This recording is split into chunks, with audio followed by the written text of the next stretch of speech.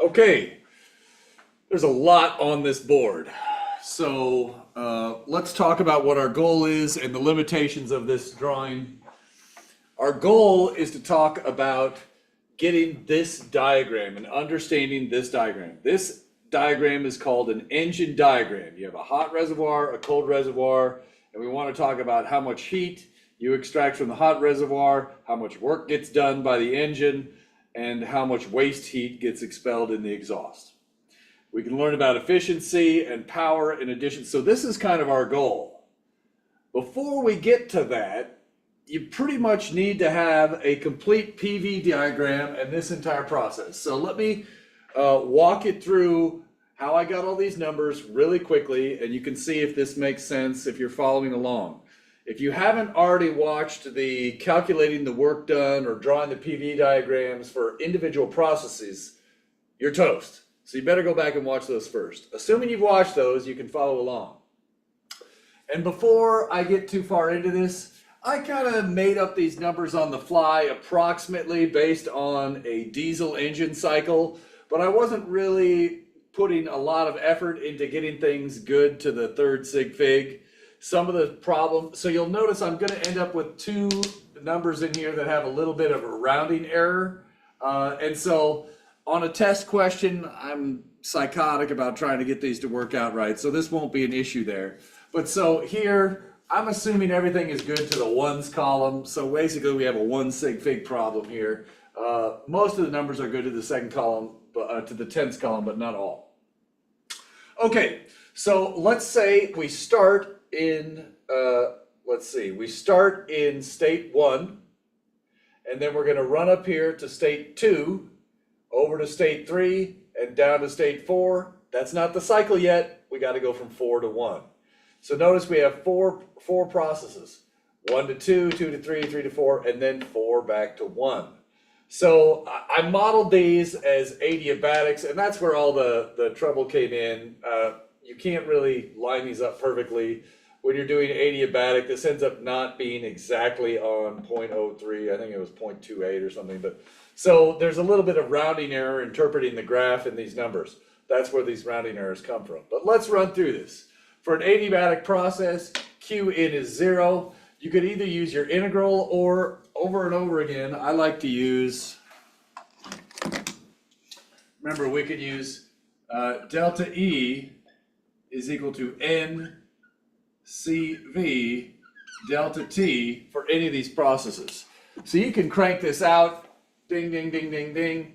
These are the approximate temperature ranges. My degrees of freedom are thus 5 because all the temperatures are within the range of they're approximately within the range 200 to 1,000. This one's a little bit high. So you might be saying, wait a minute, this F isn't valid for that one. You're right, but it's approximately valid, thus some of the rounding errors probably over here.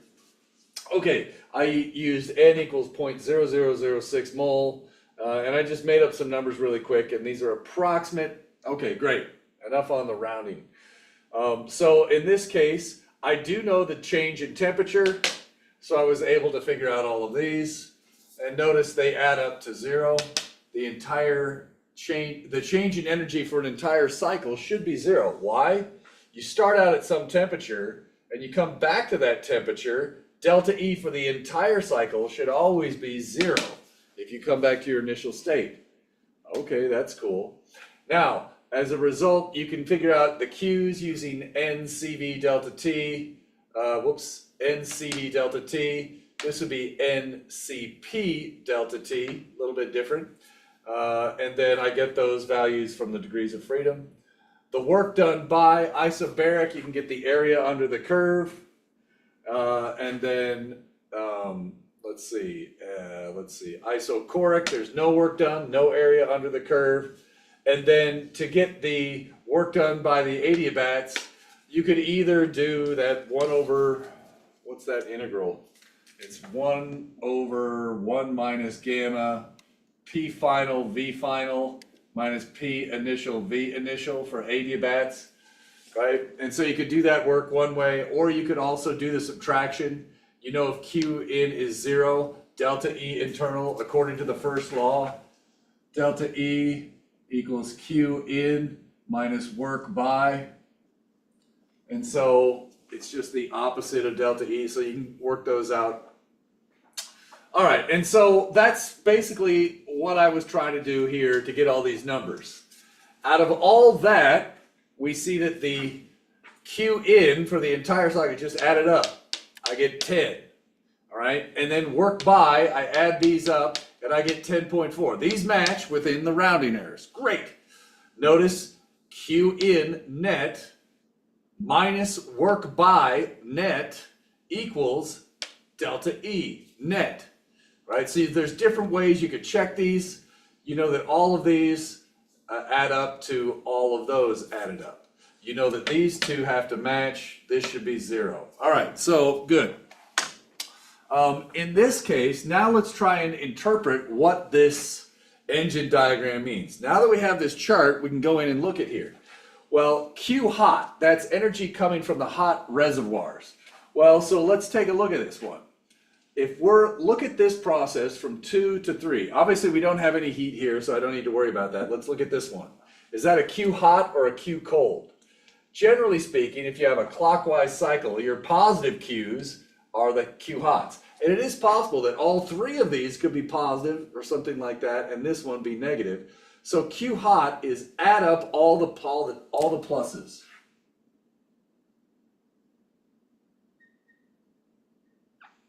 Meaning, in this case, this would be Q hot, and that's it. On a different one, you might have two different Q hots you add up to get the total Q hot. Now, Q cold, that's the heat expelled. And I guess to be clear here, T23, look at this. That's our hot temperatures, right? So this is Q in hot. There's 0 Q here on this adiabat. There's 0 Q here on this adiabat. And then here, I'm cooling it off, right? The volume stays the same, but the pressure drops. I must be cooling that off.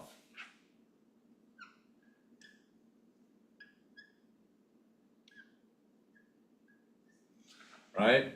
So now I'm going to put an absolute value around this here just so it makes sense. So this is my Q cold, and the size of it is 5. All right?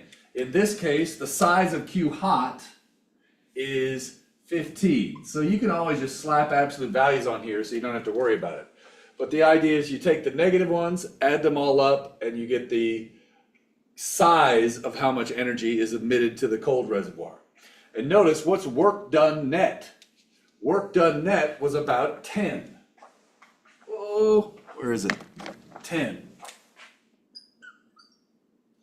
And these are in joules. I'm running out of space here. I should probably label these. 10 joules, 15 joules, and 5 joules. So what do we see? You take 15 units of heat from the hot reservoir, you get 10 units of work out of that, and then there's 5 units of waste heat that's dumped into the cold, that's heating up the environment, right? What is the efficiency? Well, in this case, you could take the work net over Q hot. So I could take 10 over 15. So that would be about 67%. 2/3, right? 66.66, right? Notice you could also do, whoops, I think I flipped something here. I did. Sorry about that.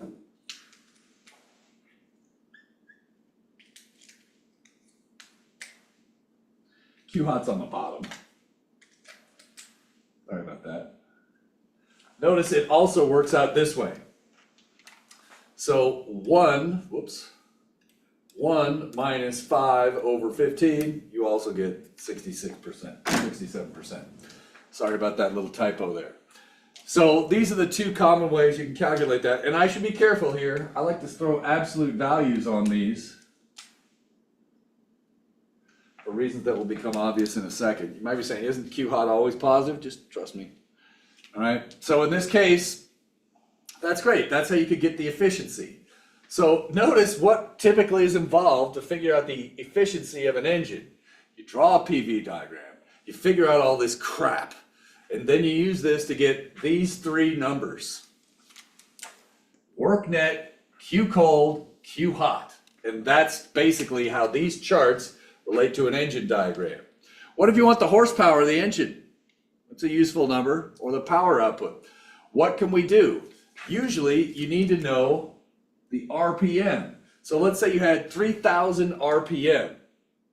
Well, that corresponds to revolutions per minute or cycles per minute. So you can divide that by 60 and get 50 cycles per second, which corresponds to 0.02 seconds per cycle. So if I take the work net, which was what? 10, we'll just say 10, and then divide by 0.02, I get 500 watt.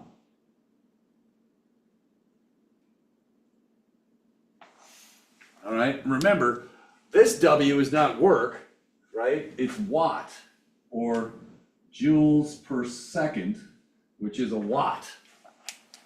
And you could convert that to horsepower, and I forget what is it, it's 700 something, so this is almost a 1 horsepower engine, I think. I don't really care about horsepower, we'll probably just do power in watts. Okay, what ifs? Let's do some ways of mixing this up, all right? We see that this is a clockwise cycle. Think, what would be different if you had a similar cycle running counterclockwise? So right here, instead of going clockwise, what if the cycle ran counterclockwise? Well, let's see what would be different. Oops. Okay. So notice here what happens. This is not exactly the same cycle, but I'm just trying to show you a variation so you can know what's up.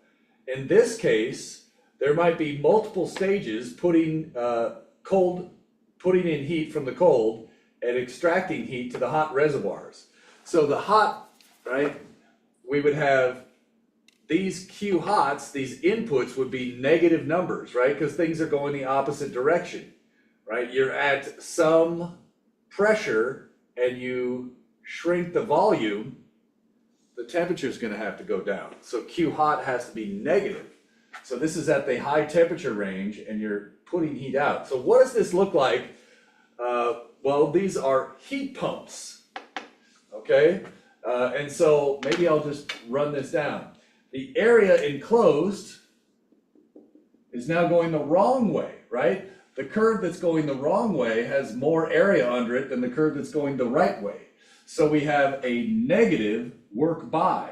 That means work on is positive. Propagate that through. This is a negative number.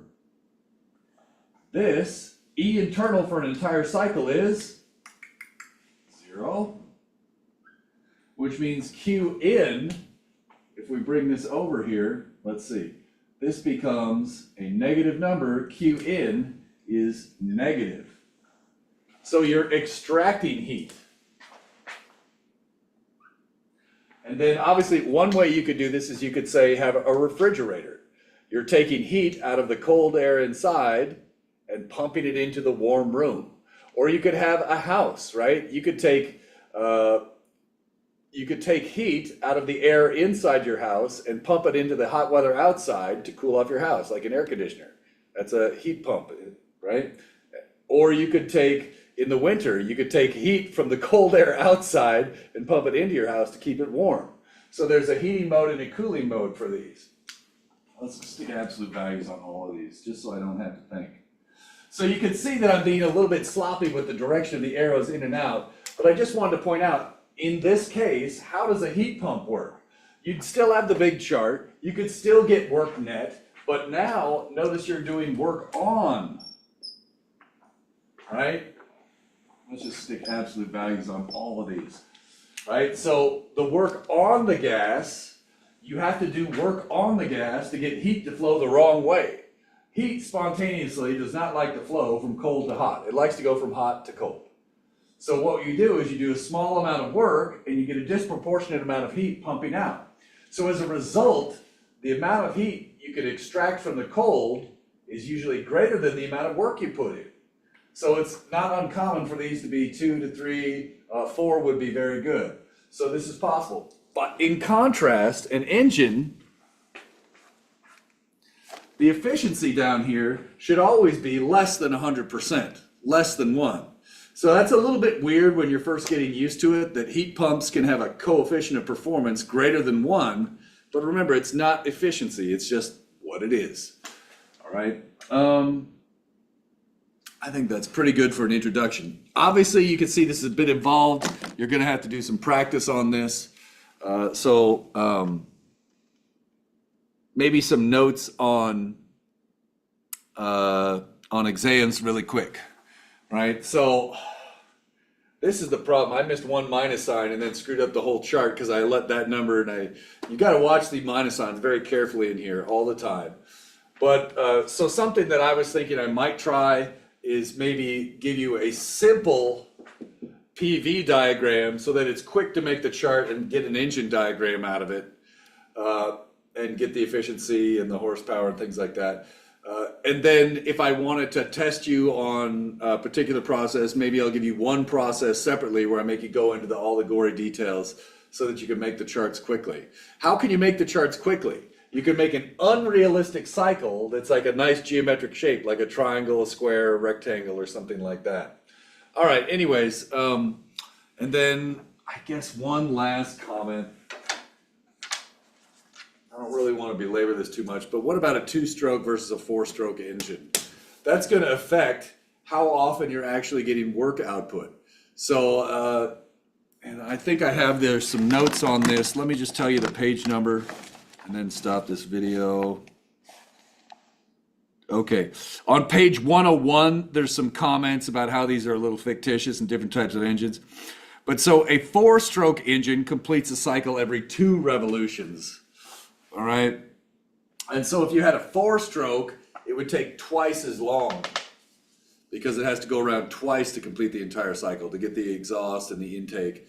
And you can read more about that in problems 20.8 and 20.9 on page 100.